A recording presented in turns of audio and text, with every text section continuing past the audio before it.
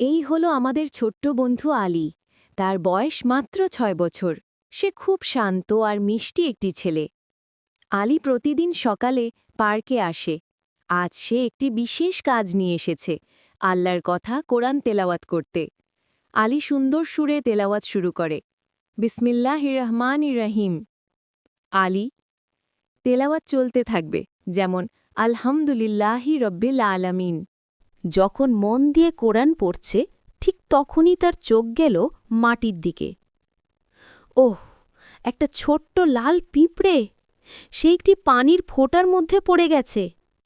পিঁপড়েটা বাঁচার জন্য ছটপট করছে। ওহ বেচারি, তুমি ভয় পাচ্ছ। এই ছোট্ট প্রাণীটির সাহায্য দরকার। আল্লাহ বলেছেন সব সৃষ্টির প্রতি দয়া দেখাতে। আলী দেরি করল না। সে খুব সাবধানে কোরআন শরীফটি পাশে রেখে দিল। সে দ্রুত একটি শুকনো পাতা খুঁজে নিল। আলী খুব আলতো করে পাতাটা পানির ফোঁটার কাছে ধরল। পিঁপড়েটা কোনো মতে পাতা বেয়ে উপরে উঠে এলো। আলহামদুলিল্লাহ, এখন তুমি নিরাপদ। পিঁপড়েটা যেন আলীকে একবার ধন্যবাদ জানিয়ে দ্রুত তার গন্তব্যে চলে গেল। সাহায্য করে আলীর মনটা খুশিতে ভরে গেল। সে আবার তার কোরআন শরীফ তুলে নিল।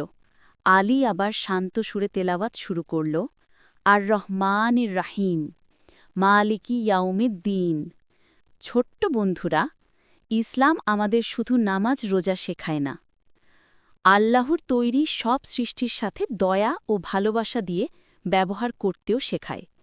মনে রাখবে, একটা পিঁপড়েকে বাঁচানোও আল্লাহর কাছে অনেক বড় নেকি বা ভালো কাজ। আল্লাহ তাদেরকেই